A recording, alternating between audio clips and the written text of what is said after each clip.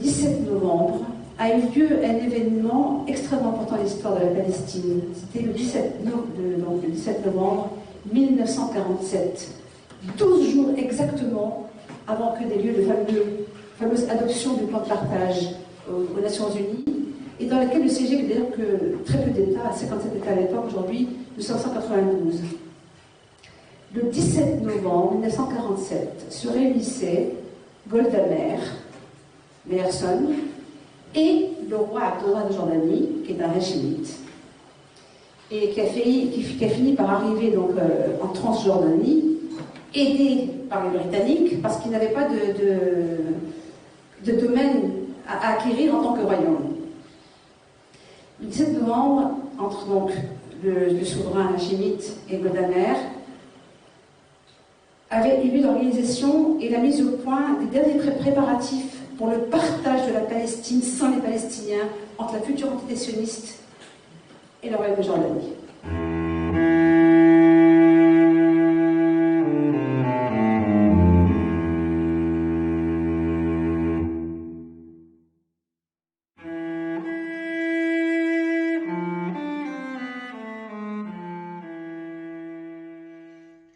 Badia Benjeloun était médecin, chercheuse aussi. Elle avait travaillé à l'Institut Pasteur.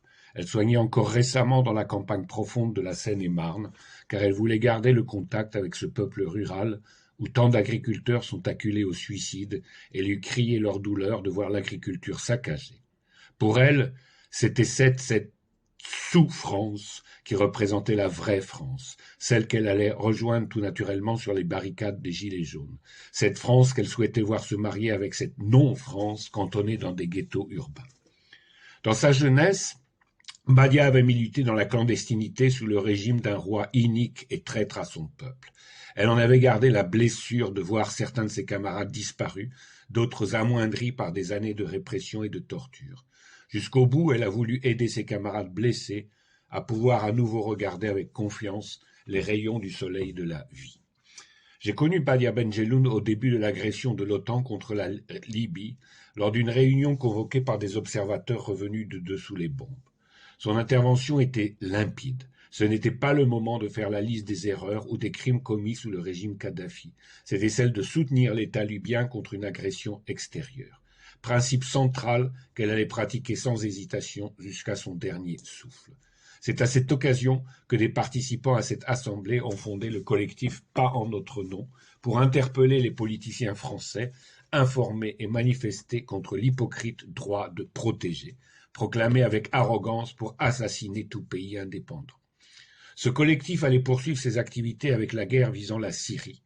Nous heurtant à l'impossibilité d'obtenir des salles pour tenir nos réunions, Badia Benjeloun consacra ses deniers à l'achat et à la réfection d'un local à Saint-Ouen qui ouvrit ses portes aux activités associatives, politiques, culturelles. Ce fut l'aventure de Maïmana. Pendant plusieurs années, elle s'acharna et s'épuisa à le faire vivre. Nous nous sommes aussi retrouvés spontanément dans la rue dès le début du mouvement des Gilets jaunes, où mûrissait, au fil des attaques de LBD, un embryon d'analyse collective pour rebâtir des lendemains qui chantent. Je me rappelle particulièrement de 2 épisodes qui m'ont marqué. C'était un soir, au début de janvier, le thermomètre était au-dessous de 0, et au milieu de la foule rassemblée place de la République, j'ai croisé par hasard Badia avec une amie. À peine s'était-on vu que les tirs de gaz et de LBD se sont abattus et nous avons couru vers un porche dans le coin de la place pour nous abriter. À ce moment-là, un camion avec canon à eau nous a longés. Nous étions seuls, tous les 3 sous ce porche. Il s'est rapproché de nous, a tourné son canon vers nous, puis, à quelques mètres de nous, il a commencé à cracher son eau glacée à plein jet sur nous. Dans chaque policier peut se cacher un SS. J'ai essayé de recouvrir ces 2 dames de mon corps pendant des minutes qui ont semblé des heures. Badia criait qu'ils étaient en train de nous tuer et que notre dernière heure était venue, avant de commencer à faire une prière musulmane. Puis l'apprenti tueur passa à autre chose, et transi de froid, nous avons couru vers la souricière policière qui bloquait l'entrée de la place pour essayer de fuir, sans même réfléchir que nous n'avions aucune chance de pouvoir passer le cordon de police. Et pourtant, arrivé là, j'ai vu dans le regard d'un policier un éclair de compassion. Il a repoussé ses collègues et nous a laissé sortir de la place. Dans chaque policier peut sommeiller un être humain. Et là, à quelques mètres de ces scènes dantesques, c'était le Paris du samedi soir. Café ouvert, musique, clients attablés, un autre monde, impression, trouble. Mais fort heureusement, car nous sommes entrés dans un café où nous avons pu nous sécher sous des appareils chauffants et regarder autour de nous s'il y avait des tables où pouvaient se retrouver d'autres réfugiés de la place de la République. Et nous avons refait avec eux le monde jusque tard dans la nuit. Une autre fois, c'était devant le musée d'Orsay, à quelques mètres de la scène connue où le boxeur d'Ettinger a asséné des coups à des policiers qui tabassaient une femme à terre, mais dans la foule, nous n'avons rien vu ni su à ce moment-là. Nous nous sommes approchés du cordon de police bloquant les issues à l'entrée du musée. La grande petite Badia s'est dressée devant l'officier de police qui commandait son bataillon et qui crachait à tue-tête sa haine des manifestants. Et elle a commencé à le sermonner, doigt pointé vers lui, l'autre répondant avec un langage de plus en plus haineux. Et tout à coup, un policier qui était à côté de son chef s'est dressé et a dit « Vous avez raison, madame, d'ailleurs mon fils est avec vous en ce moment ». Courage d'un être humain qui donne toute sa valeur aux actions d'une Badia Benjelloun. Un an plus tard, nous avons découvert, lors d'une rencontre que nous venions tous les deux, sans même s'être consultés, d'adhérer à l'Association nationale des communistes. Badia était musulmane et marxiste, ce qui peut paraître incongru à certains occidentaux. Mais Badia était l'ennemi de la bigoterie, surtout quand celle-ci est politisée. Elle retenait du Coran le message de justice, et c'est ce message qui l'avait amenée vers le socialisme scientifique. Et elle ne voyait donc aucune contradiction entre la vénération coranique de la justice et l'analyse concrète de la situation concrète. Elle avait voulu voir les lieux de la révolution en Russie et participer à la marche des immortels à Moscou pour célébrer tous les 9 mai ceux qui nous avaient libérés du nazisme. Une de ses joies fut de pouvoir aller à Moscou participer avec son drapeau soviétique à cet événement, d'aller ensuite avec un camarade russe à la mosquée de Moscou, puis d'aller avec lui brûler un cierge à l'église du Sauveur. Elle portait à cette occasion aussi le portrait d'Abdelkrim el-Khattabi, l'insurgé du RIF. Il y a des œcuménismes qui mènent vers l'internationalisme prolétarien. Badia en était le porte-parole avancé.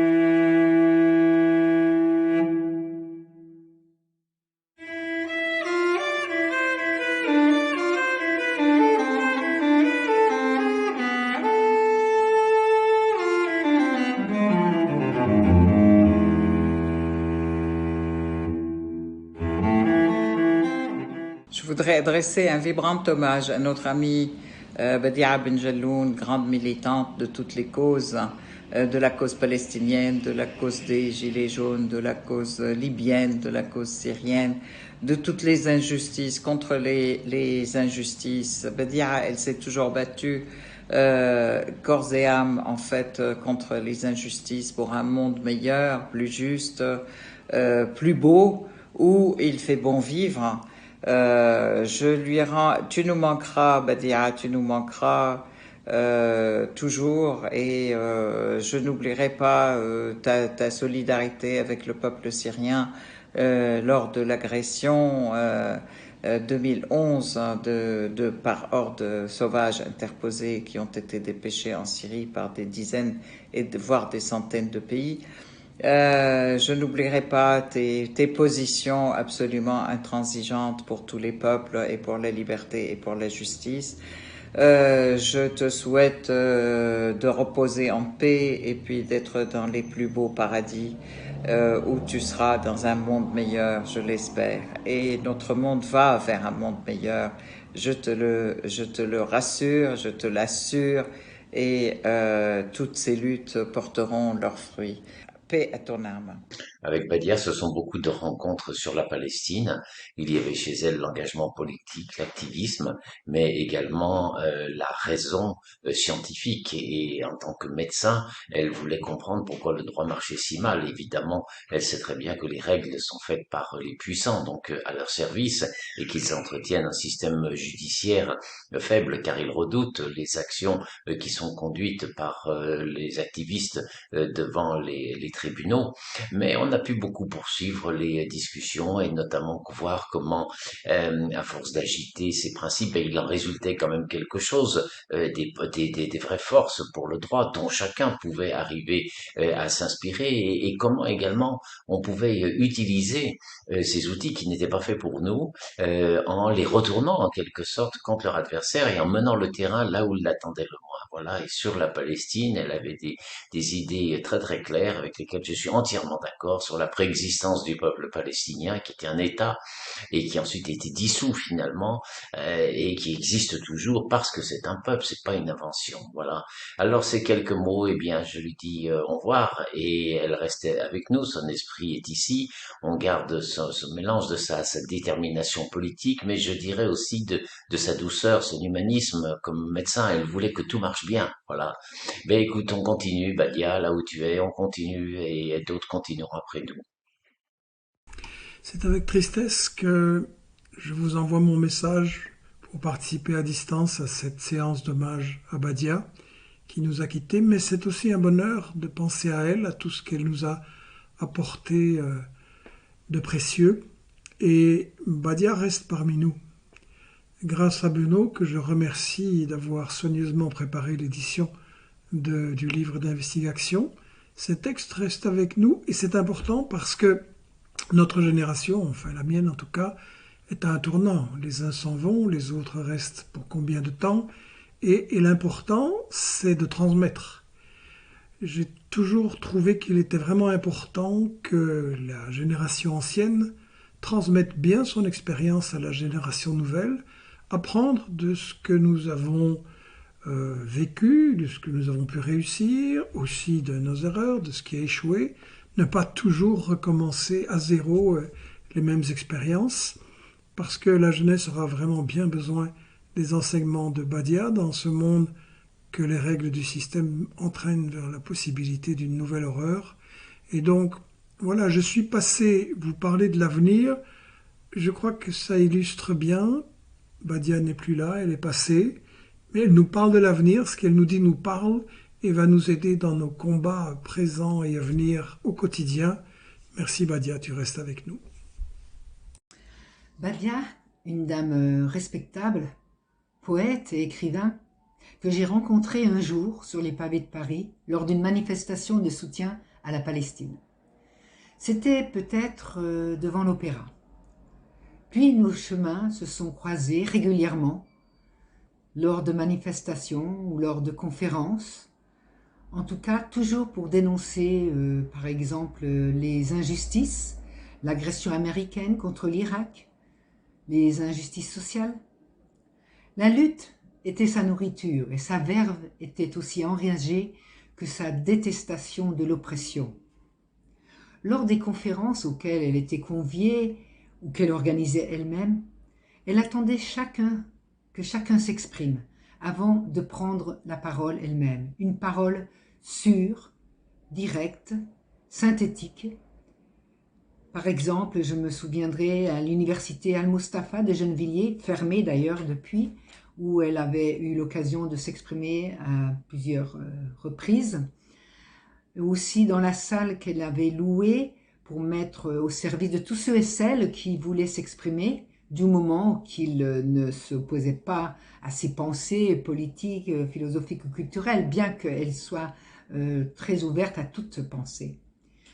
Enfin, j'ai enfin pu la côtoyer dans les mouvements des Gilets jaunes, où nous avons traversé quelques moments intenses. Par exemple, je me souviendrai toujours des jets d'eau que nous avions reçus à la fin d'une manifestation, un jet d'eau et des gaz lacrymogènes, où nous étions réfugiés dans un coin de la place de la République avec elle et un autre ami, Bruno.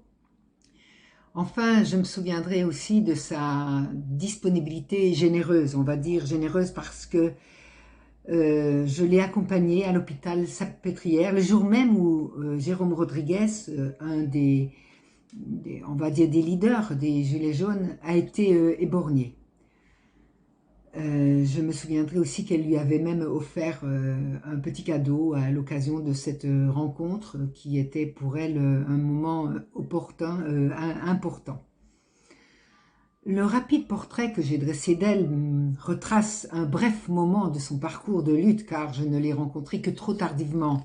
Mais c'est un honneur pour moi aujourd'hui de contribuer à cette journée pour lui rendre un hommage bien mérité.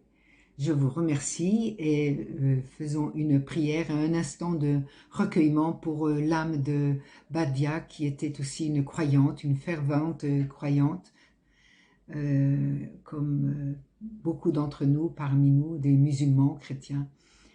Elle aimait beaucoup Dieu. Et nous espérons qu'elle l'a rejoint, qu'elle a rejoint en tout cas tous les gens qui le méritent au paradis. Très cher Badia, voilà maintenant 6 mois que tu es parti, et pourtant, je ressens que tu es encore parmi nous, aux côtés de nombreux militantes et militants qui nous ont quittés. Comme toi, je crois en la vie après la mort, mais comme toi, j'espérais plus de justice dans ce monde, et j'essaie de prendre humblement ma part à ce combat. J'ai co-créé le Cercle des volontaires en 2011-2012, à l'époque de la guerre en Libye et de la guerre en Syrie. Et c'est cette même indignation qui t'a poussé, avec Bruno Dreski, Karim Mansouri et d'autres, à créer le collectif Pas en notre nom, pour dire très clairement aux dirigeants de ce monde, et notamment aux dirigeants occidentaux, que ces guerres ne sont pas menées en notre nom. De notre côté, avec notre média, nous avons multiplié les reportages en manifestation, les interviews, puis fait également des émissions. Tu étais intervenu dans l'une d'entre elles, aux côtés de Christophe Oberlin et de Karel Verheyken, pour analyser et commenter les attentats de Charlie Hebdo. Badia, tu avais également monté l'espace Maïmana, un endroit magnifique où ont pu se dérouler de très nombreuses conférences importantes. Et Vincent, Jennifer et moi avons essayé de t'aider autant que possible pour faire vivre cet espace Maïmana, notamment sur Internet, puisque aujourd'hui, beaucoup de choses se passent par Internet également, notamment la promotion.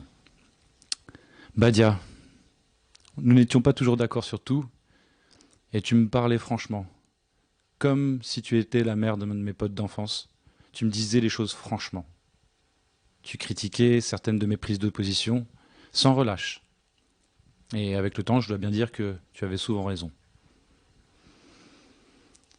Badia, je ne sais comment te dire merci, alors je vais être court.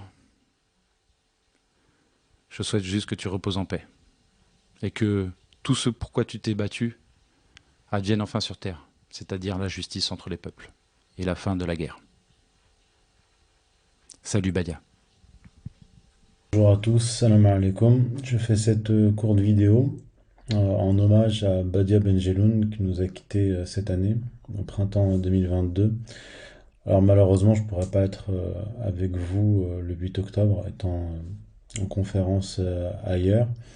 Et malheureusement, je n'ai pas eu l'occasion de vraiment connaître Badia Benjeloun, mais je l'ai rencontré une fois. Et c'était en 2015.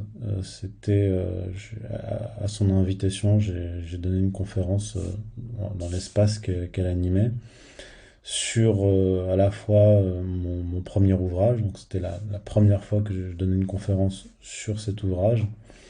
Et c'était au retour d'un voyage en Syrie. Donc on a pu également parler de cela, de la guerre en Syrie. Donc je garde le souvenir de quelqu'un de très aimable, très ouvert, très accueillante, parce qu'elle nous a accueillis dans sa salle. Et malheureusement, je n'ai pas eu l'occasion de la revoir.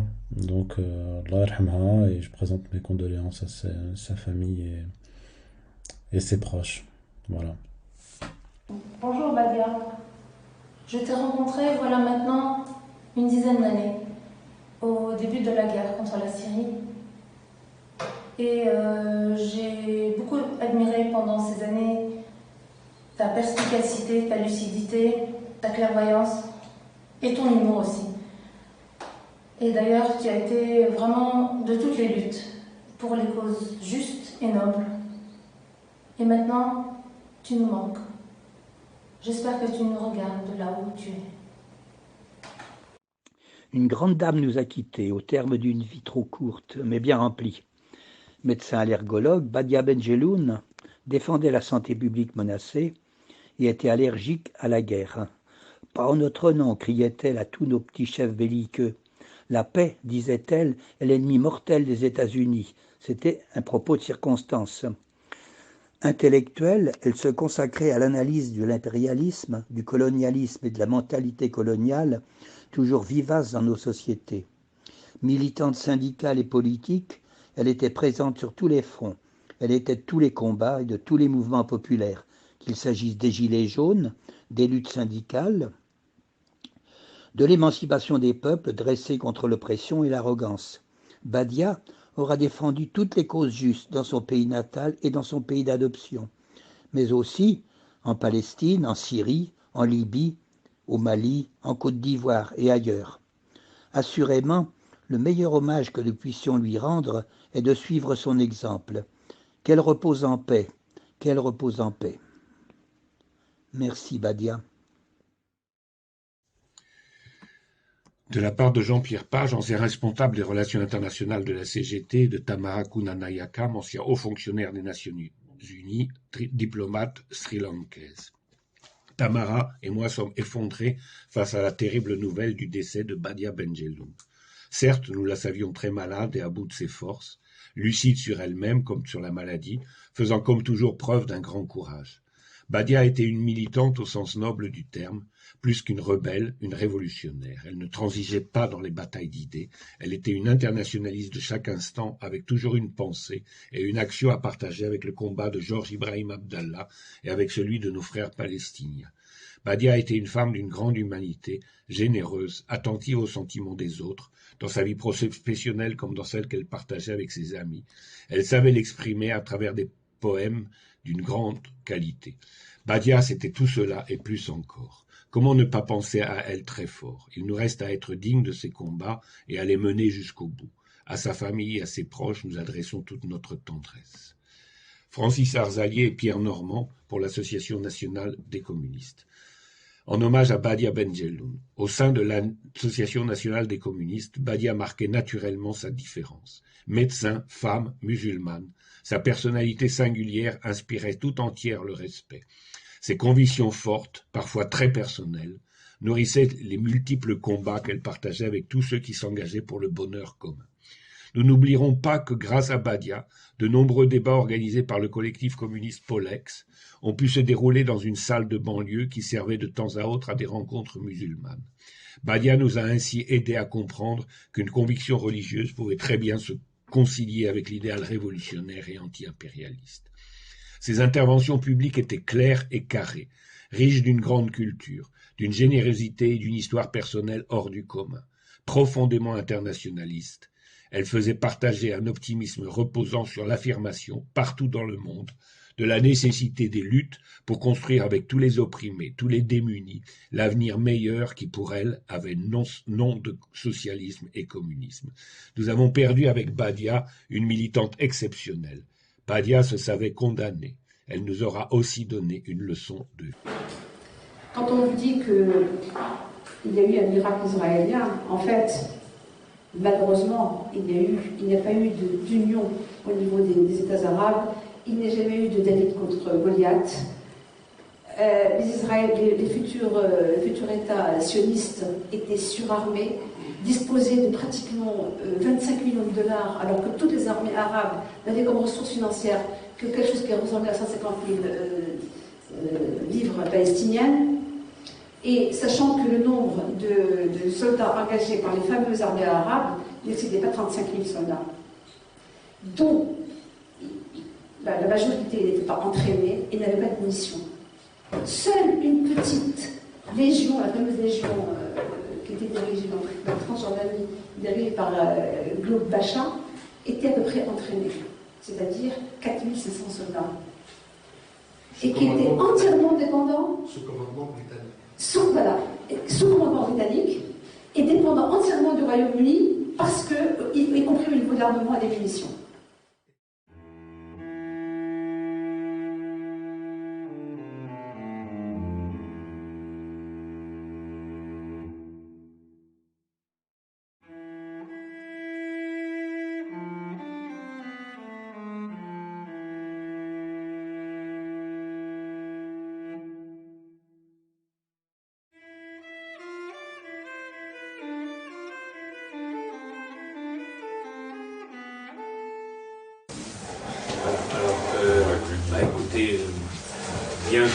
cette célébration en souvenir de Badia Benjeloun, qui nous a quittés donc au printemps dernier, et qui, jusqu'au bout, s'est toujours battue pour les idées pour lesquelles elle s'est battue. Il y a d'ailleurs un résumé ici des principales actions auxquelles elle a participé au cours des 2 dernières décennies.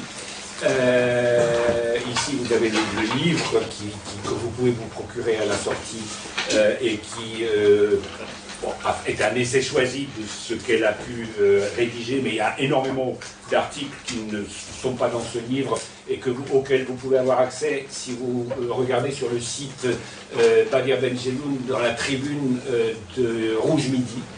Et d'ailleurs, à cette occasion, je tiens à excuser Charles Warraud, le président de l'Association nationale des communistes, qui est à Marseille, qui n'a pas pu venir, mais qui tient justement, entre autres, ce site Rouge Midi à Marseille, et qui a en particulier cette tribune Badia Benjeloun assez à jour des articles qu'elle a écrits.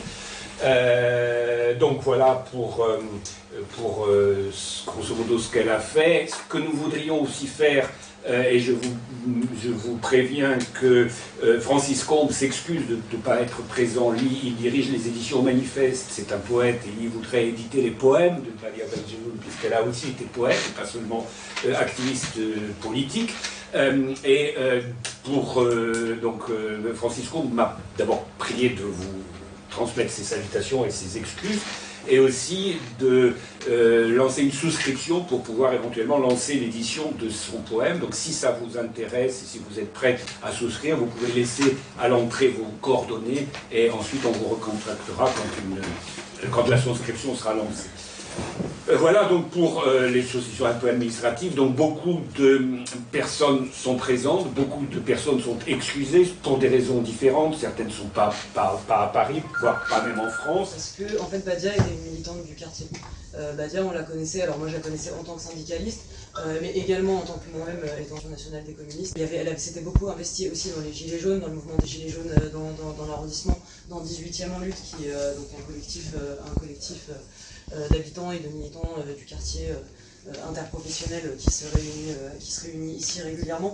Donc c'était vraiment quelqu'un qu'on avait l'habitude de côtoyer. Donc pour nous c'était assez naturel en fait de proposer de faire cet hommage ici, parce qu'il y a une partie d'entre nous qui a l'intention de toute façon, si hommage était organisé, d'y participer.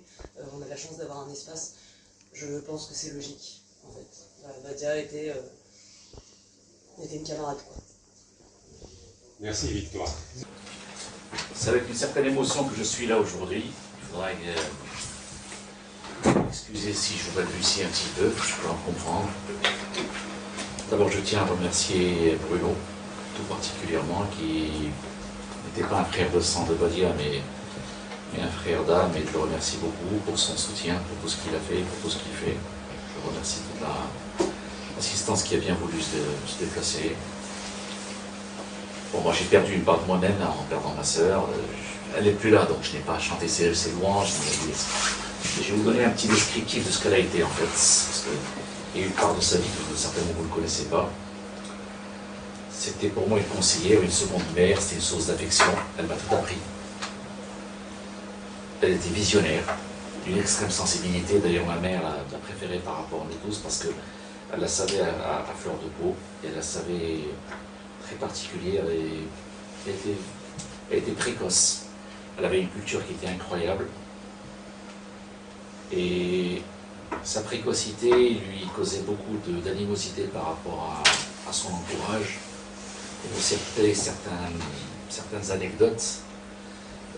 Au lycée, le prof lui demandait de faire des cours de maths à sa place. En terminale déjà, sans que ça causait des problèmes. Et elle a été militante très très jeune.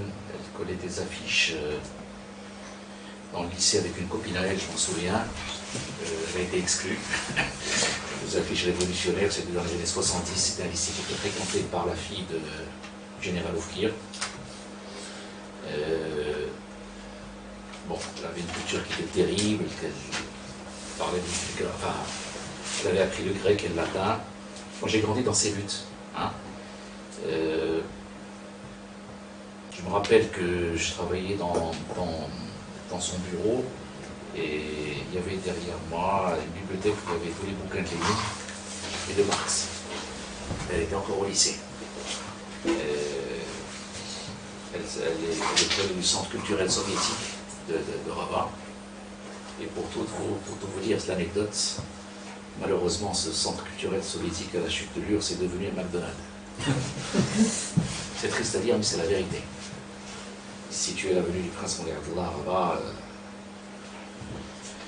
elle a subi les foudres du régime, elle était suivie, elle a eu quelques déboires dont je ne parlerai pas ici parce que bon, ça fait partie un peu de sa vie privée. Elle a causé beaucoup de soucis à mon père parce qu'il fallait qu'il la protège un petit peu. J'ai assisté personnellement à la disparition de certains de ses camarades donc de la faculté qui disparaissaient. Bon, il y en avait bien au cours de son parcours d'études de médecine. J'ai en mémoire 2 personnes qui étaient là, qui ne sont plus apparues. Et que dans les familles, ils s'étaient mis à la recherche pendant un bon moment.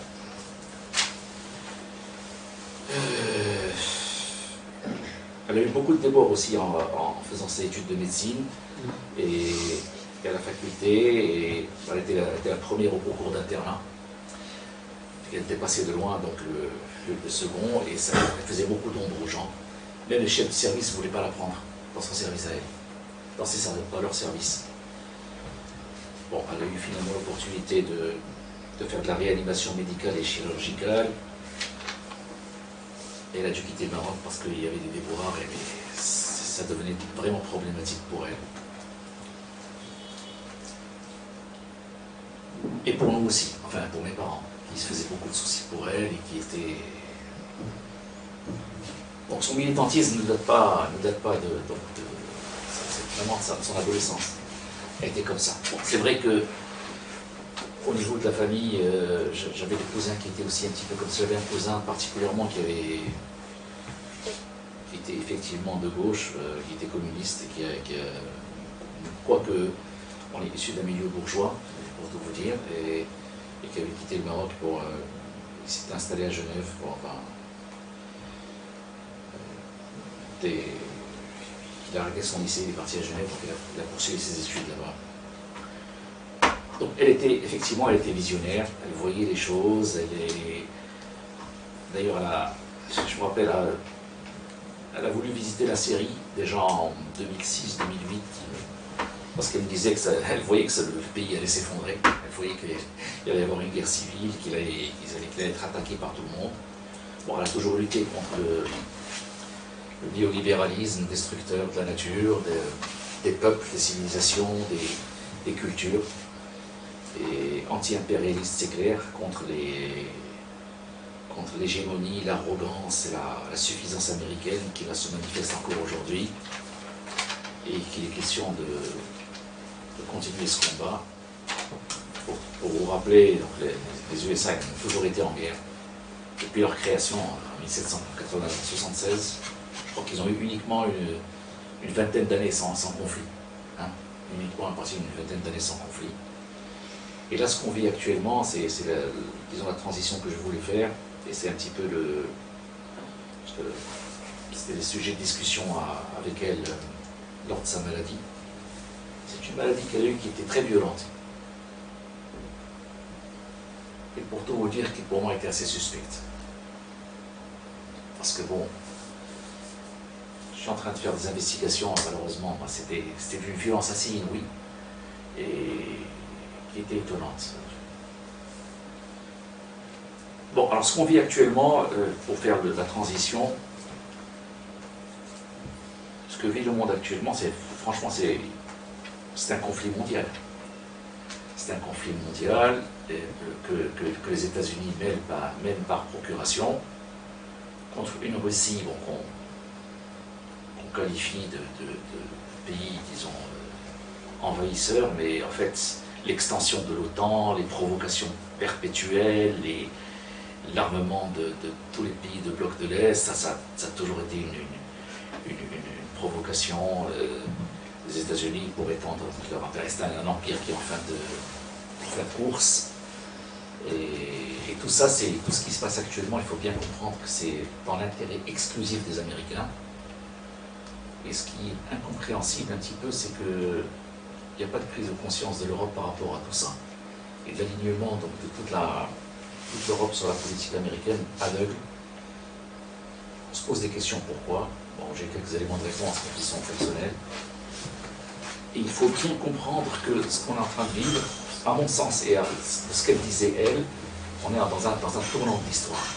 Franchement, dans un tournant de l'histoire. Et que si ce conflit est perdu pour la Russie, on risque de rentrer dans un cycle de régression qui risque de durer vraiment, vraiment longtemps. Alors la stratégie de l'impérialisme, c'est d'abattre pays par pays. Nous, dans le monde arabe, on connaît ça. Parce que les pays arabes ont été attaqués un après l'autre. On en détruit un, puis on passe au second, puis au troisième, etc. Et c'est pour ça que je profite donc de la présence du représentant de la Chine ici, il faut faire attention. Parce que ce sont des escaliers. Donc si jamais la Russie tombe, la prochaine étape, on la connaît. Et il faut soutenir la Russie par tous les moyens, et même militairement, parce que ce qui nous attend n'est franchement pas gai. Et chacun doit être face à ses responsabilités. Là, on est en train de pousser la Russie dans ses derniers retranchements. Qu'est-ce que ça va donner? On n'en sait rien, mais c'est véritablement une guerre mondiale qu'on voit. Et il y a lieu, effectivement, qu'il y ait une prise de conscience,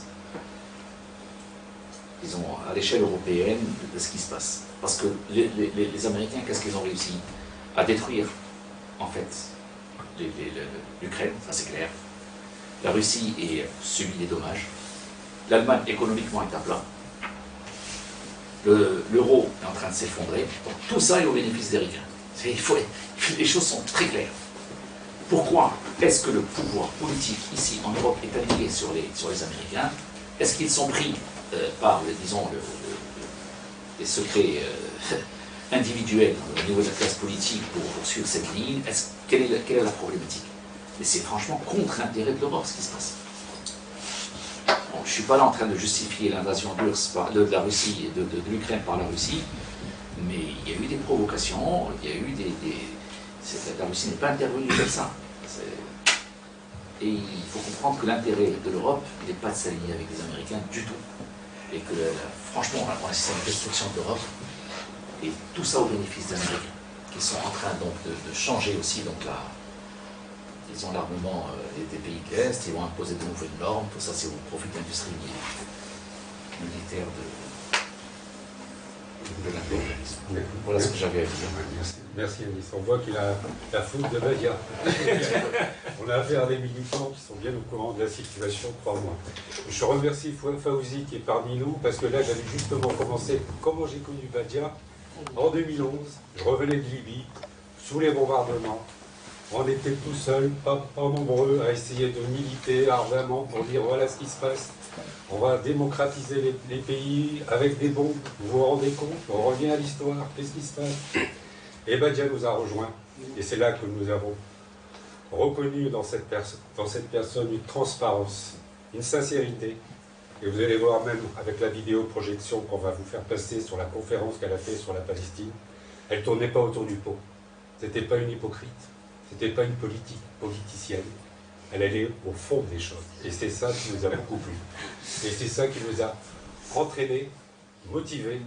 Et avec, rappelle-toi Bruno, toutes les salles qu'on a pu faire ces conférences, c'est du Badia. Même l'espace Maïmana. Et celle qu'on nous a refusée. Oui, tout à fait. Donc elle était vraiment à nos côtés. Voilà. Donc je m'appelle Karim Mansouri, association Nord-Sud Patrimoine Commun. Vous avez notre petite affiche derrière. Son nom le dit bien, c'est pas seulement la Russie, tous les peuples sont sous domination. La France se rend compte de plus en plus qu'elle n'est plus souveraine, elle n'est plus maître de sa destinée. Et nous, de notre côté, on a plutôt intérêt, parce que le coloniser, c'est pas seulement les peuples du Sud, c'est aussi les peuples du Nord. Et on le voit d'année en année. Il est plus qu'urgent d'avertir et de prévenir le peuple de France à ce qu'il se remobilisent, comme nos aïeux, pour pouvoir au moins réformer le système qui essaie de nous engendrer vers une doctrine, vers une directive tout à fait nauséabonde et machiavélique. Excusez-moi du terme, et je pèse mes mots. Peut-être laisser la parole au secrétaire général. Et hommage à Badia. Voilà, c'est pour ça qu'on est là et comme on l'aurait souhaité, que le combat perdure et comme il a bien fait à Nice, l'actualité est là pour nous le rappeler. Comme il y a 10 ans, elle nous prévenait. Et aujourd'hui, on constate de plus en plus qu'on arrive de plus en plus à cette guerre mondiale, comme l'a très bien souligné à Nice, le frère de Badia. Allez-y. Je voudrais tout d'abord remercier M. Bruno Touesti qui a invité un représentant de l'ambassade de Chine d'assister à cette rencontre dédiée à Mme Badia Bözülüm, qui est une militante courageuse pour la vérité, pour la justice et la paix dans le monde. Monsieur Badia, ils sont l'auteur et il participait à l'édition d'année La Chine. Ce livre est sorti l'année dernière, au mois de juillet, je pense. À ce moment-là, la Chine célèbre le centenaire du Parti communiste chinois. Donc c'est une geste importante pour l'ambassade de Chine en France, mais aussi pour le Parti communiste chinois. Et Son Excellence, Monsieur l'ambassadeur de Chine en France, Monsieur Le Chaillet, apprécie beaucoup cet ouvrage. Il lit tous les articles, parmi lesquels il apprécie également l'article de Madame Badia, qui est sur la pandémie Covid. Parce que, comme vous savez, aujourd'hui en Occident, c'est pas facile de dire sur le dossier chinois qui est le vrai, qui est le faux. Parce que dans la presse, il y a toujours des calomnies, toujours des mensonges sur la Chine. Donc, mais nous sommes toujours confiants, nous avons le courage, parce qu'on trouve en France des amis, des partenaires qui partagent avec nous la même vision, les mêmes valeurs sur le développement, sur la paix, sur l'égalité, etc. Et donc, je voudrais rendre hommage à Madame Badia, mais aussi à tous les proches, tous les amis ici, je pense qu'ils partagent parfaitement les visions, les points de vue avec la Chine. Je vois ce livre intitulé « Je suis passé pour parler de l'avenir, qui est l'avenir pour le monde ». Monsieur a dit tout à l'heure, nous sommes entrés dans une période du tournant de l'époque. Vraiment, la situation internationale est un peu tendue, est très tendue. Il y a des conflits, il y a toutes choses des contradictions, des fractures. Même en Europe, il y a la guerre, il y a toutes sortes de crises. Mais je pense que c'est la paix, c'est l'égalité entre les peuples, c'est les valeurs proposées par la Chine qui l'emportera à la fin. Merci beaucoup. Merci Bruno. Je remercie également Victor et le collectif de la CGT qui ont voulu organiser cette rencontre. Oui, on ne sait pas comment le connaître. Je voulais aussi remercier, même s'il n'est pas là, l'investigation à Michel Collomb d'avoir bien voulu éditer son bouquin. Ça, c'est aussi autre chose. Et une petite anecdote. Quand j'étais au lycée, Badia m'avait offert le chapeau chinois de Mao que je portais au lycée et qui m'attisait aussi quelques convoitises de mes camarades de classe. C'est vrai. Un dernier point, durant sa maladie, j'ai connu le milieu hospitalier français. Je profite de la présence de madame pour dire que j'étais franchement effaré par l'état disons, pas pitoyable, mais l'état désastreux de la structure médicale en France et les souffrances donc, du personnel médical dans ce pays-là, ça se dégrade de manière considérable et à vue d'œil, et c'est alarmant de voir qu'effectivement il y a des professionnels de la santé qui souffrent à cause de ce qu'ils appellent des restrictions budgétaires, ils préfèrent donner de l'argent aux banques plutôt qu'investir ça dans la santé publique et dans l'enseignement. Bien avant le Covid, je précise. Ça, c'est déjà c'est encore une fois le néolibéralisme et l'impérialisme qui est derrière tout ça. Franchement, qui reste pour moi sans réponse. Effectivement, bon, personnellement, c'est clair que c'est une perte qui est inestimable pour moi, mais je pense que honorer sa mémoire, pourquoi? Parce qu'effectivement, elle était militante pour la justice et pour l'égalité, pour l'égalité du monde et des gens. La période qu'on traverse est une période qui est extrêmement critique et cruciale pour l'avenir de l'humanité. Il est exclu, il est normalement inadmissible que l'on puisse être soumis éternellement à la domination impérialiste. C'est quand même anormal que le dollar soit roi, et comme le disait, je crois que c'était Nixon, ou bien Kissinger, c'est votre monnaie, mais c'est votre problème. On dit même dollar ou akbar. Donc la Chine qui détient, je crois, 3 000 milliards de dollars de bons trésors américains, est-ce que l'humanité va continuer à faire vivre le peuple américain au détriment d'une monnaie factice qui est produite? Est-ce que ça va continuer comme ça? Est-ce que ça va se perpétuer comme ça?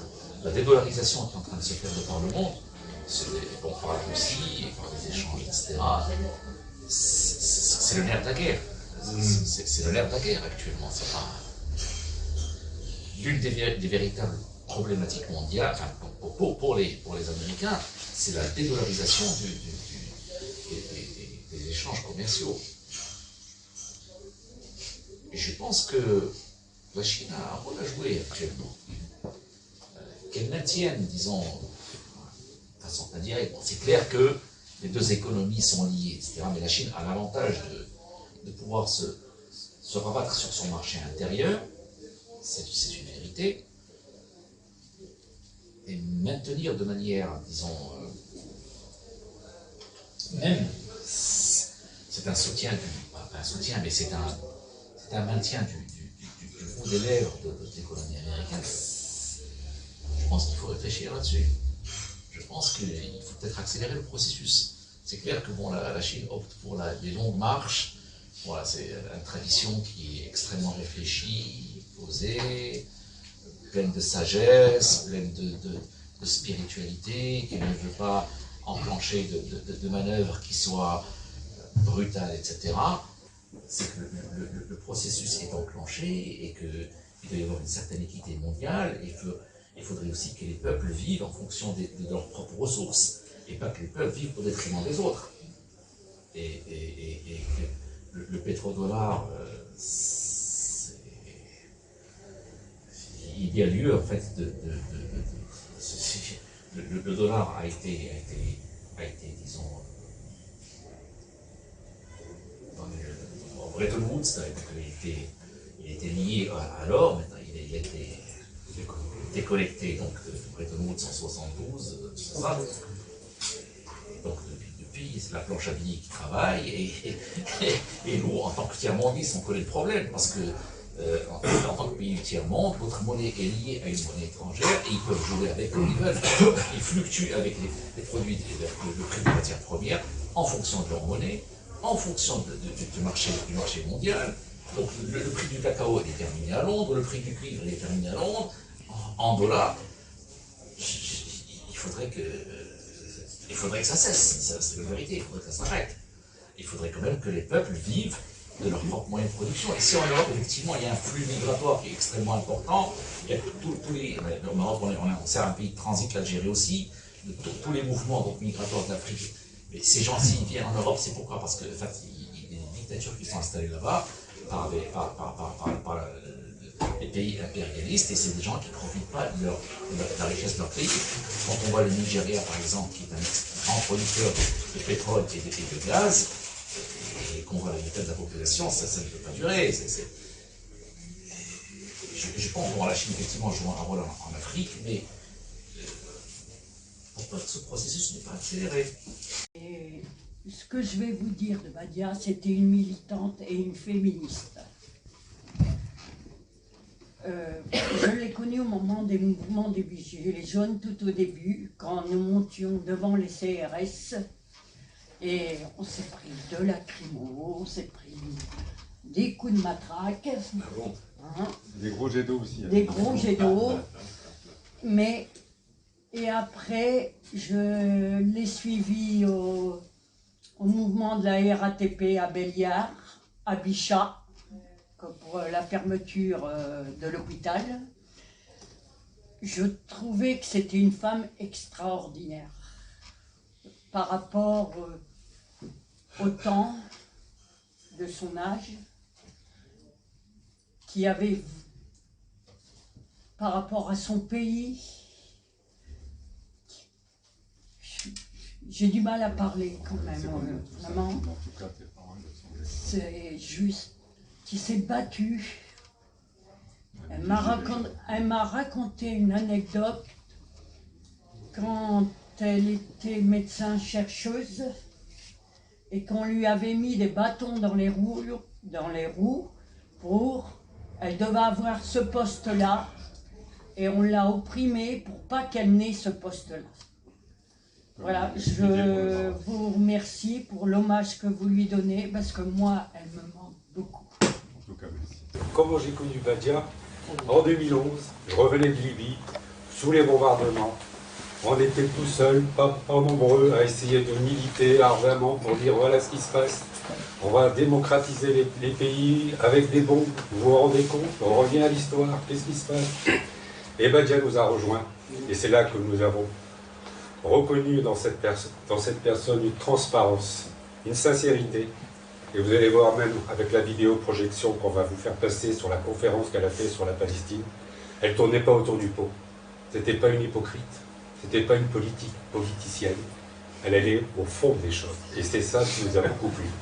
Et c'est ça qui nous a entraînés, motivés. Et avec, rappelle-toi Bruno, toutes les salles qu'on a pu faire ces conférences, c'est du Badia. Même l'espace Maïmana. Et celle qu'on nous a refusée. Oui, tout à fait. Donc elle était vraiment à nos côtés. Voilà. Donc je m'appelle Karim Mansouri, association Nord-Sud Patrimoine Commun. Vous avez notre petite affiche derrière. Son nom le dit bien. C'est pas seulement la Russie. Tous les peuples sont sous domination. La France se rend compte de plus en plus qu'elle n'est plus souveraine. Elle n'est plus maître de sa destinée. Et nous, de notre côté, on a plutôt intérêt parce que nous coloniser, ce n'est pas seulement les peuples du Sud, c'est aussi les peuples du Nord. Et on le voit d'année en année. Il est plus qu'urgent d'avertir et de prévenir le peuple de France à ce qu'il se remobilise comme nos aïeux pour pouvoir au moins réformer le système qui essaie de nous engendrer vers une doctrine, vers une directive tout à fait nauséabonde et machiavélique. Excusez-moi du terme, mais je pèse mes mots. Merci. Peut-être laisser la parole au secrétaire général. Même avec son accent, on arrive à le comprendre, je tiens à vous le dire. Vas-y. Et hommage à Badia. Voilà. C'est pour ça qu'on est là et comme on l'a souhaité, que le combat perdure et comme il a bien fait à Nice, l'actualité est là pour nous le rappeler.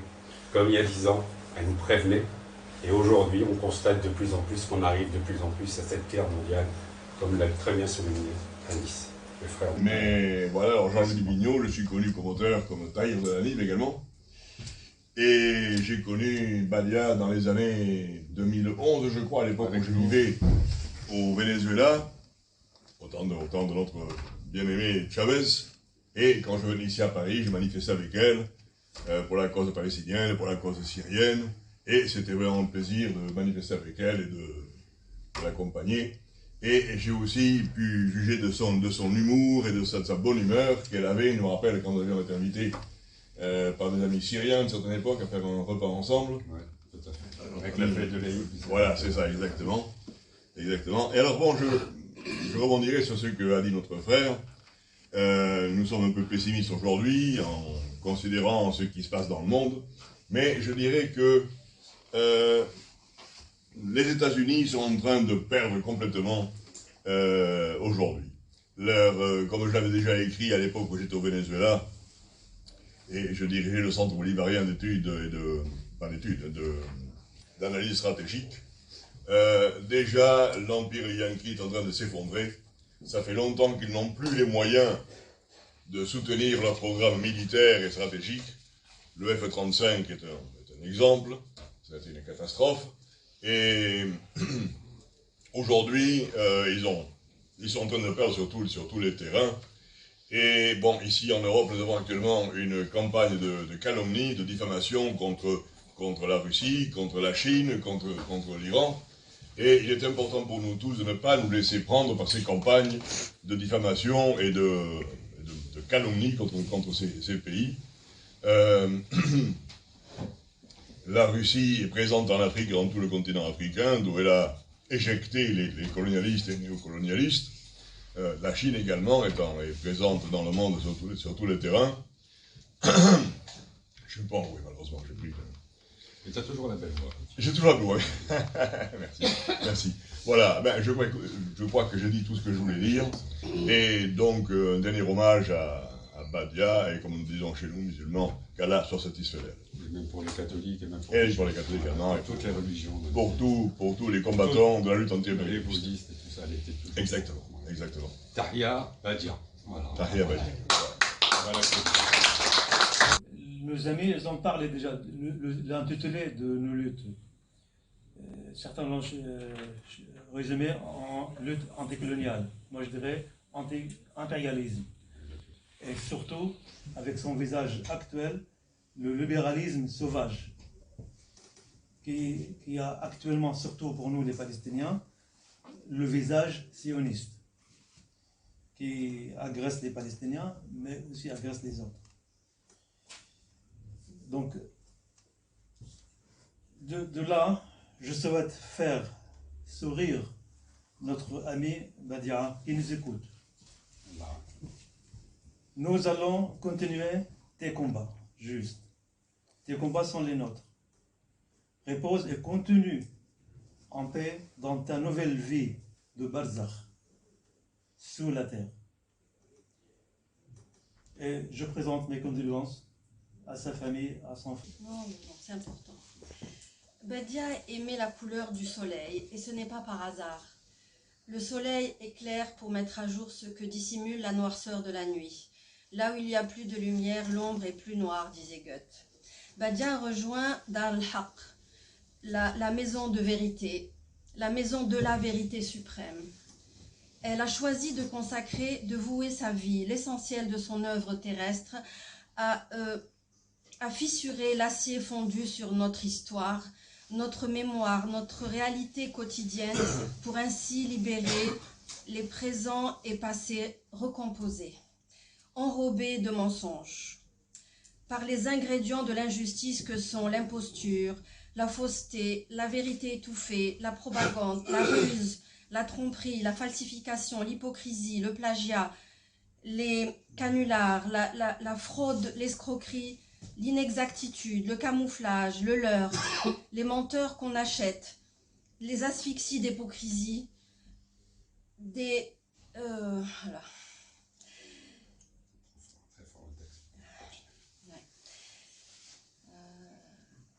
Des consentements résignés.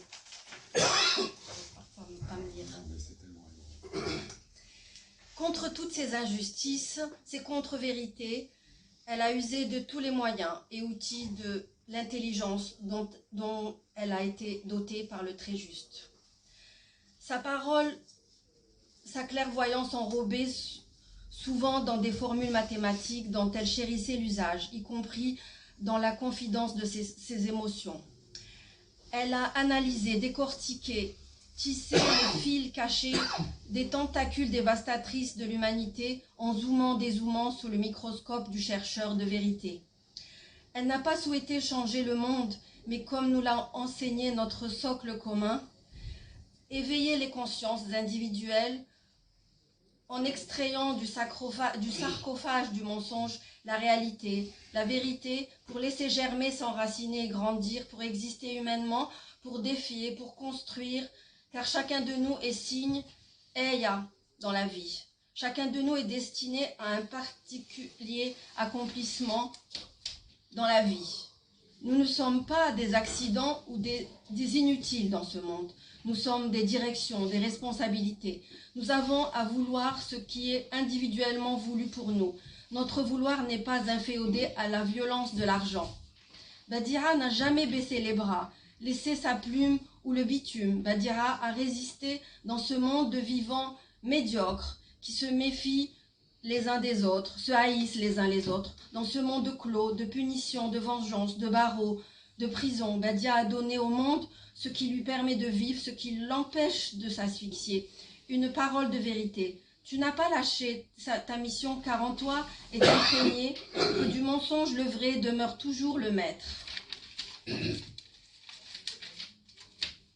J'aurais voulu lire en public, pour te rendre hommage, un de tes poèmes sur notre prophète, étant donné qu'aujourd'hui c'est le Mawlud Nabawi, mais je ne l'ai pas retrouvé.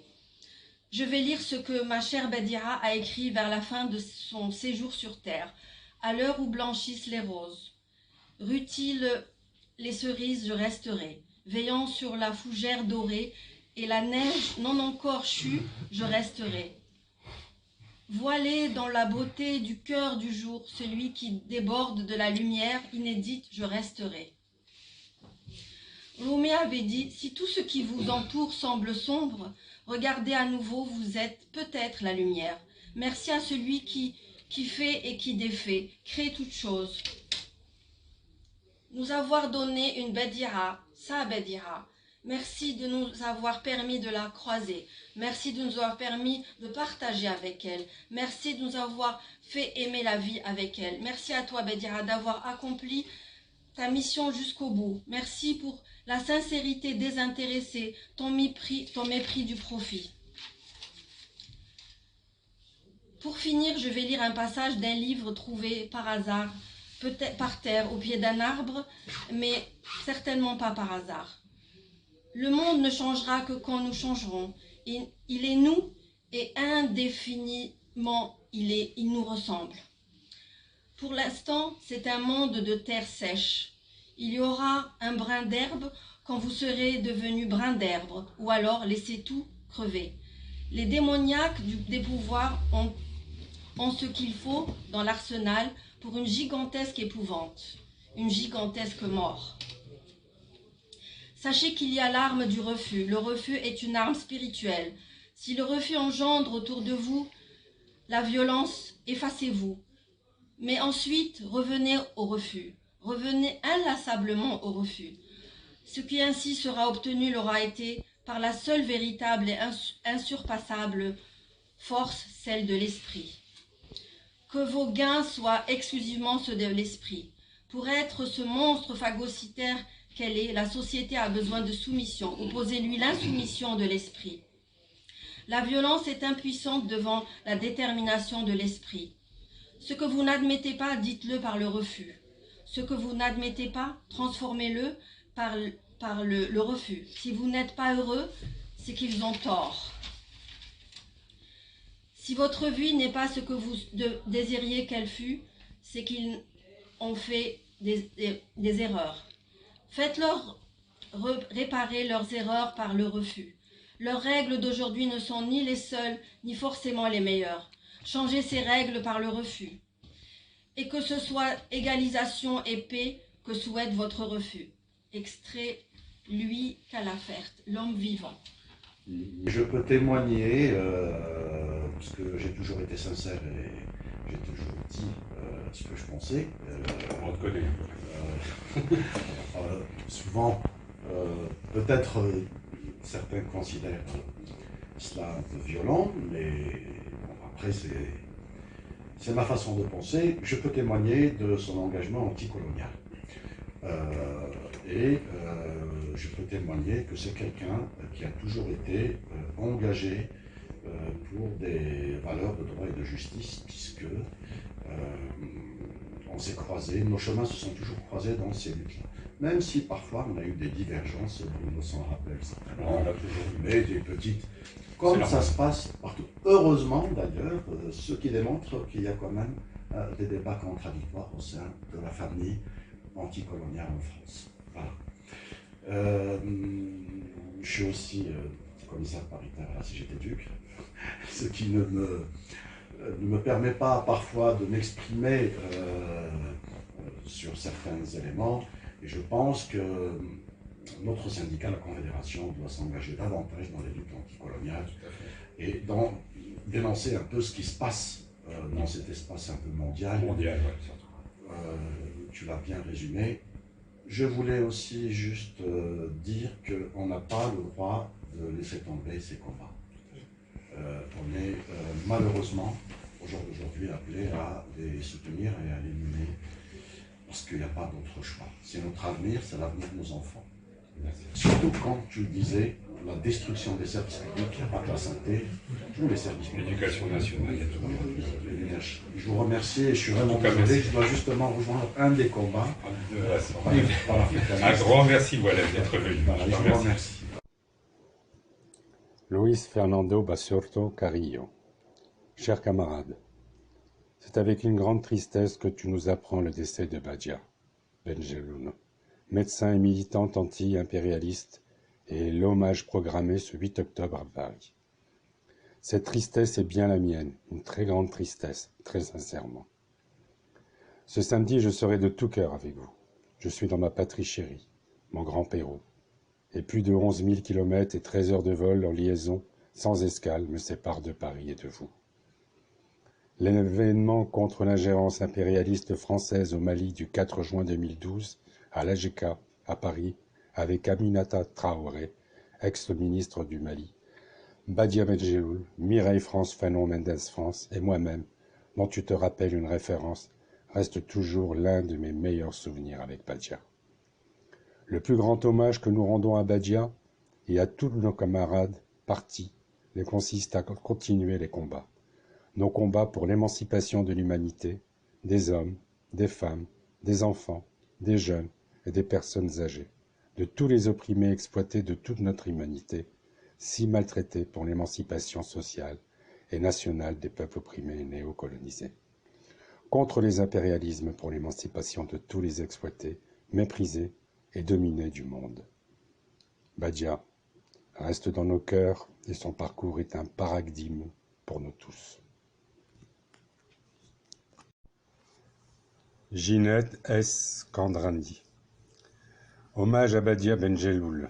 Je remercie les organisateurs pour cette journée d'hommage à une militante anti-guerre et anti-impérialiste de grande valeur. Je ne pourrais être présente pour cette journée du 8 octobre, ma santé n'étant pas très bonne. Je voudrais en profiter pour saluer une grande dame qui nous a quittés beaucoup trop tôt. Elle a été très active dans tous les comités créés pour dénoncer ces guerres impérialistes menées contre tous ces peuples afin de leur piller les ressources. Mes hommages à une dame qui nous manque déjà. Jean Bricmont. Je n'ai pas beaucoup connu Badia, et je pense que nous étions différents sur le plan philosophico-religieux. Mais bien que venant d'origines très différentes, nous faisions partie d'un mouvement qui regroupe des centaines de millions de gens dans le monde, mais très peu en France aujourd'hui, et qui a été le plus grand mouvement politique du XXe siècle, le mouvement anti-impérialiste et anticolonial. Elle est évidemment beaucoup plus engagée que moi dans ce mouvement, moi qui n'en suis qu'un simple compagnon de route. Ce mouvement a commencé après des siècles de révolte des peuples colonisés, mais en général réprimés. Lors du congrès des peuples d'Orient à Bakou en 1920, qui a scellé une sorte d'alliance entre l'islam et le communisme qui devait plaire à Badia, il a connu son heure de gloire avec la révolution chinoise de 1949, la conférence de Bandung en 1955 et les luttes victorieuses des peuples algériens et vietnamiens. La chute de l'URSS en 1991 a par contre redonné l'espoir à l'Occident, c'est-à-dire aux États-Unis et à leurs vassaux. D'un nouveau règne de 1000 ans, la victoire dans les guerres contre l'Irak, la Yougoslavie et la Libye a semblé confirmer cet espoir. Mais la défaite des États-Unis en Syrie et en Afghanistan, ainsi que la montée en force de la Chine, a peut-être rebattu les cartes. Aussi différent que Lénine que peut l'être Poutine, celui-ci au moins, dans ses discours, reprend le flambeau de l'opposition à la domination américaine sur le monde.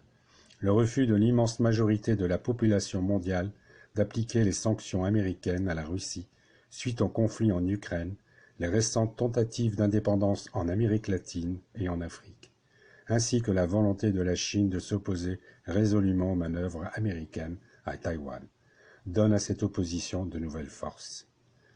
Au-delà de l'issue incertaine du conflit en Ukraine, ce combat continuera et il faut regretter que Badia ne soit plus là pour y participer.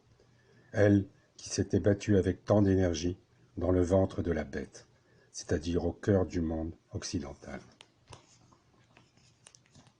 Alors, c'est le témoignage de Pierre Lenormand et Francis Arzalier, donc deux membres de l'Association nationale des communistes, qui ont écrit ensemble ce texte. Alors, au sein de l'Association nationale des communistes, Badia marquait naturellement sa différence. Médecin, femme, musulmane, sa personnalité singulière inspirait tout entière le respect. Ses convictions fortes, parfois très personnelles, nourrissaient les multiples combats qu'elle partageait avec tous ceux qui s'engageaient pour le bonheur commun. Nous n'oublierons pas que grâce à Badia, de nombreux débats organisés par le collectif communiste Polex ont pu se dérouler dans une salle de banlieue qui servait à des rencontres musulmanes. Badia nous a ainsi aidé à comprendre qu'une conviction religieuse pouvait très bien se concilier avec l'idéal révolutionnaire et anti-impérialiste.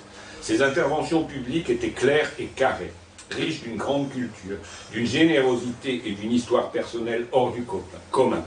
Profondément internationaliste, elle faisait partager un optimisme reposant sur l'affirmation partout dans le monde de la nécessité des luttes pour construire avec tous les opprimés, tous les démunis, l'avenir meilleur qui, pour elle, avait le nom de socialisme et communisme. Nous avons avec Badia perdu une militante exceptionnelle. Badia se savait condamnée. Elle nous aura aussi donné une leçon de vie. Francis Arzalier, Pierre Lenormand. Donc, je m'appelle Nasser. En fait, je voulais effectivement dire un petit mot que je n'ai pas préparé parce qu'effectivement, il y a beaucoup d'émotions dans ce moment, dans ce moment où effectivement Anis est ici, puis d'autres amis que je connais qui ont connu de manière très intime Badia. Moi, Badia, je pourrais en parler d'un point de vue politique, anti-impérialiste, j'ai rencontré au tout début des années 2000, sur la cause de la défense du peuple palestinien, et effectivement, elle avait un rapport très radical sur l'analyse que d'autres avaient, en disant que finalement, la négociation avec l'entité sioniste était une aberration et qu'il ne fallait pas aller dans cette voie-là. Donc elle était très radicale, elle n'était pas comprise par tout le monde, et c'est vrai qu'elle était très clivante. Beaucoup de gens considéraient qu'elle était très radicale et trop radicale. Moi d'emblée, au contraire, j'ai senti en elle, non pas quelqu'un de radical et de dur, mais quelqu'un d'hypersensible, d'hyper ouvert sur l'autre, et que son hypersensibilité faisait qu'elle avait une forme de radicalisme, une radicalité qui moi, m'a touché immédiatement, et c'est sa sensibilité qui m'a touché avant même la pertinence de ses analyses, et elle avait des analyses pertinentes dans beaucoup de domaines. Je suis économiste de formation, et pourtant, elle me donnait des leçons d'économie dans beaucoup de domaines, alors que moi-même, j'ai enseigné l'économie théoriquement à un haut niveau. Elle me donnait des leçons sur des sujets économiques, et elle avait cette omniscience tout en étant, je ne dirais pas modeste, puisqu'elle était plus que modeste, puisqu'en fait elle avait une sorte d'urgence qui faisait qu'elle n'acceptait pas en quelque sorte les positions qui étaient, je ne dirais pas médiocres, mais qui étaient tièdes. Quand moi, je ne veux pas trop parler je ne veux pas plus parler de l'approche politique, je vais en parler d'un point de vue plus intime, puisque moi, Badia, c'était pas la militante, même si j'ai milité avec elle depuis un certain temps sur certaines choses, mais c'était plutôt la personne qui venait à la maison, qui assistait à la naissance de certains de mes enfants, à certaines à certaines fêtes importantes et effectivement c'était peut-être une des seules ou une des rares personnes à pouvoir me critiquer, me donner des leçons, quelquefois même aller un peu loin dans son analyse critique, et je l'écoutais et je ne disais rien, je n'avais rien à dire parce que je considérais qu'elle était tellement bienveillante, elle était tellement pertinente et surtout bienveillante que je l'écoutais comme une grande sœur, comme une personne de ma famille, et elle est véritablement entrée dans notre famille, et ma femme qui n'est pas là m'a demandé également de lui rendre un hommage et de présenter ce que j'ai déjà fait, mais de présenter à nouveau toutes mes condoléances, Allah yarhamha, et que sa famille puisse avoir le courage de supporter son absence au quotidien. Je voulais juste faire une petite remarque avant de donner la parole au public, si vous l'avez bien. C'est que récemment, vous avez eu un représentant diplomatique de l'Arabie Oumane Séoul qui est allé en Russie, se traînait en quatre pattes avec sa canne, négocier à je ne sais quoi avec les Russes, sachant que le prix du baril à moins de $80, c'est quand même le fait de l'Arabie Saoudite pour étrangler la Russie, qui est par ailleurs étranglée en Ukraine et qui par ailleurs est étranglée au niveau de la Syrie. Laquelle Syrie est étranglée parce qu'il y a Hezbollah qui peut détruire, et rien d'autre. Donc, pour faire une incursion en 1973, c'est quand même la décision à Téhéran de monter le prix du pétrole à $7 une première fois et à $15 une deuxième fois. Ça a eu lieu à Téhéran sous le Shah d'Iran. Maintenant, quand tout le monde dit oui, il y a un projet farsi-perse sur le Moyen-Orient, mais c'est grâce à Bourdieu et au Shah d'Iran que le pétrole est monté comme une arme aux mains des Arabes et de tous les pays producteurs du pétrole.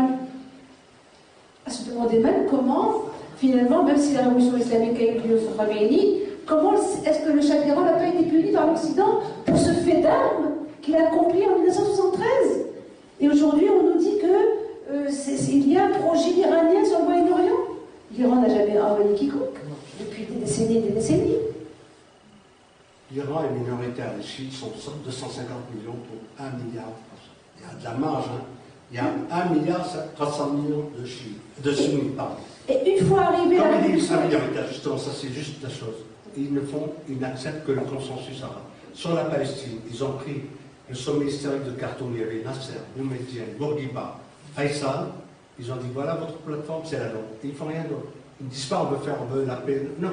Vous voulez, quand vous dites oui, tous, mais les personnes historiques du monde arabe, on marche derrière vous parce qu'on est minoritaire. Ils n'ont jamais imposé la nation.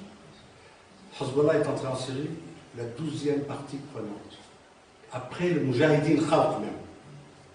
Bien longtemps après Halil. Mais là, mais maintenant, il y a un retournement de situation. Il y a un bouleversement extraordinaire tout de même, parce que je ne sais plus à quelle date a eu lieu le fameux sommet des 3 noms, non à la reconnaissance, non à la reconnaissance de l'État. En 67. Août 67 à Khartoum.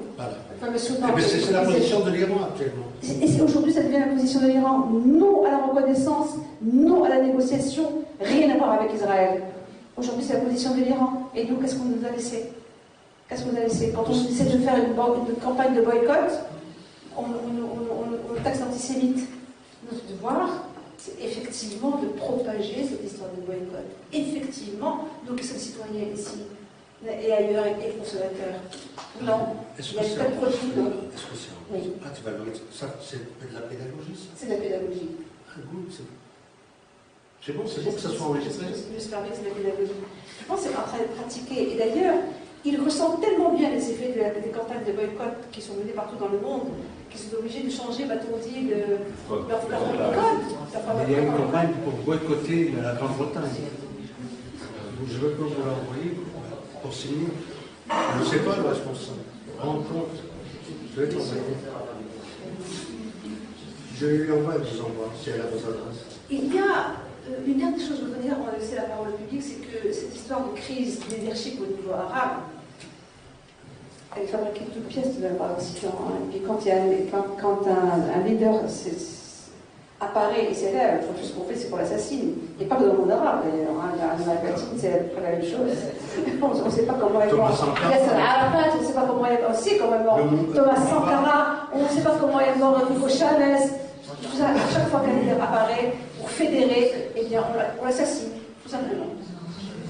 Pour revenir à une chose extrêmement simple, parce qu'il y a eu en 1948, effectivement, la création des entités sionistes sous l'égide, finalement, du Royaume-Uni, mais en même temps, ou juste un petit peu avant, qu'est-ce qui a été fait par le Royaume-Uni? Il a été créé cette espèce de partition de l'Inde entre Pakistan et l'Inde. C'est une première chose qui a été commis. De la même manière, en 1948, a eu lieu une partition de l'Inde.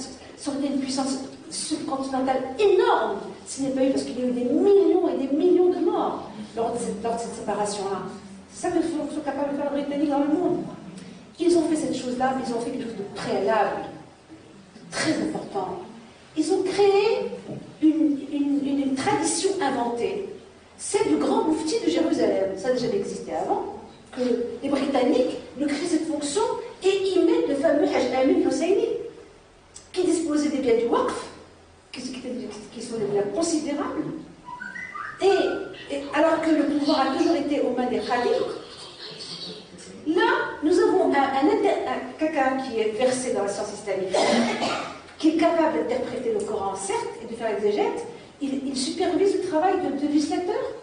C'est une fonction qui n'a jamais existé dans le monde arabe et le monde musulman. C'est une création de... C'est une des façons d'être perverse du royaume, d'être pervers pour le royaume américain. Une création de... Je veux vous dire, il ne faut jamais tout le temps être focalisé sur la religion. L'Inde, il abrite actuellement 350 millions de musulmans. L'Inde, c'est le plus grand État musulman. Il ne fait pas partie de la réalisation de la conférence islamique parce que ça déséquilibre les équilibres internes. On a fait la partition en même temps que la partition de la Palestine. Les 350 millions de musulmans en Inde, ajoutés à 180 millions de musulmans au Pakistan, ça fait déjà 500 millions. À ceux du Bangladesh qui faisaient partie, vous en avez 700 millions. L'islam aurait contrôlé l'Inde par sa densité démographique. On a joué sur la fibre et ça a donné 3 États, 3 États affaiblis. Et l'Inde, la plus grande pays au monde actuellement par la population avec la Chine, il aurait été neutralisé, du moins contrebalancé par la densité démographique de la population de confession musulmane.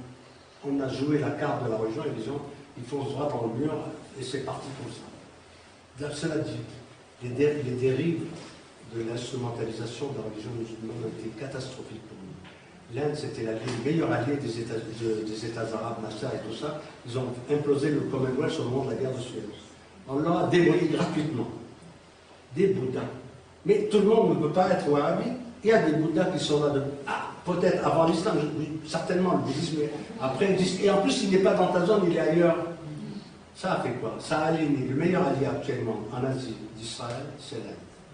On n'a jamais demandé des comptes aux talibans, ni à l'Arabie Saoudite qu'ils abusent. Pourquoi on s'est aligné l'islam Afrique, l'islam noir? Quel besoin on avait les stèles de Tombouctou? C'est quoi ça? C'est quoi cette lecture rudimentaire? On s'aliène beaucoup de choses alors qu'on a besoin de l'alliance de beaucoup de monde. Voilà. On en est en train de les préparer. Je tiens ce discours de vérité parce qu'on doit remonter la pente avec beaucoup de rigueur et d'exigence vis-à-vis de moi avant d'exiger des autres. Arabes, musulmans ou non, défenseurs de la Palestine dans tous les cas, nous avons écouté l'appel qui a été fait non pas par un musulman, mais par un chrétien orthodoxe. L'archimandrite Hanna Atallah, il a appelé le monde arabe à se lever pour défendre la ville de Quds et la mosquée de l'Aqsa. Et la mosquée de l'Aqsa. Nous avons un Mohamed VI qui dirige le Maroc et qui a une fonction au niveau de la mosquée de l'Aqsa. Le gardien de la maison, c'est lui le gardien, c'est lui. Il est mandaté pour garder la maison. Le président du comité Afros qui est lié à la restauration. Je ne savais plus quel titre honorifique il avait, mais il est mandaté pour garder l'intégrité de la mosquée de l'Aqsa et le Quds. Qu'est-ce qu'il fait? C'est un chrétien qui demande au peuple arabe de se soulever Parce que le Quds aujourd'hui, M. René Naval n'a pas eu le temps de parler de la Palestine, mais il faut savoir qu'aujourd'hui, actuellement, à Quds, il y a une troisième intifada qui se prépare. Parce que dans le contexte. Ça, c'est de l'intérieur, ça. C'est de l'intérieur, parce que tout à l'heure, je vous ai parlé des deux jeunes gens, Hassan et. Le nom de la personne. Oudaï Abou Jamel, les deux du FPLP. Ce n'est qu'un des aspects de la lutte continuelle qui existe à Quds actuellement depuis au mois de juillet 2014. Il y a eu 1400 prisonniers palestiniens qui ont été faits. Tous les jours, il y a des luttes. Tous les jours en Palestine. Les 300 Palestiniens de Quds sont menacés dans leur existence, ils sont menacés dans leur domicile. On les sort de chez eux, on détruit leur maison, et ils subissent des punitions collectives. Jusqu'à quand? Ils sont en train de mener peut-être la troisième intifada. René Naba. Hommage à Badia. Entre Badia et moi, venant tous deux des extrémités du monde arabe, elle, du Maroc sous protectorat français, le prônant, moi, du Liban, sous mandat français, le levant.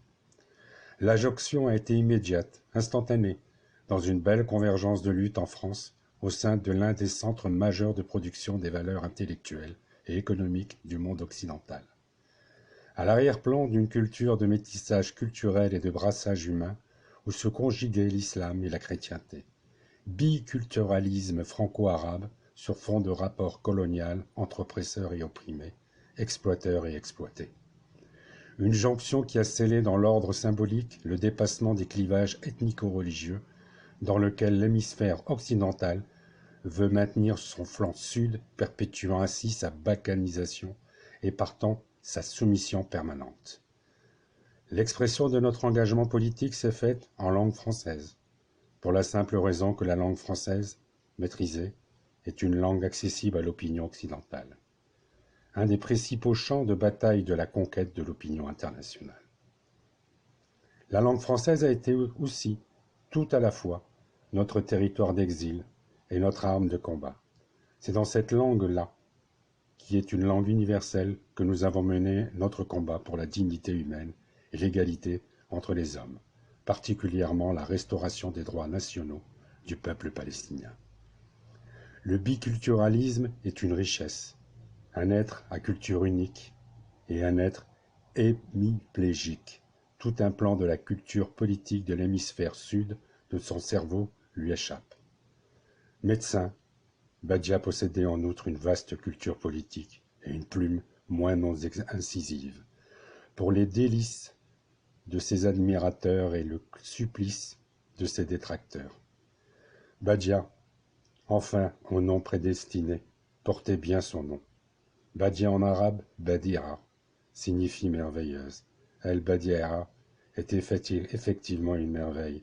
Que sa mémoire dynamise notre lutte, la meilleure façon de lui rendre un hommage éternel.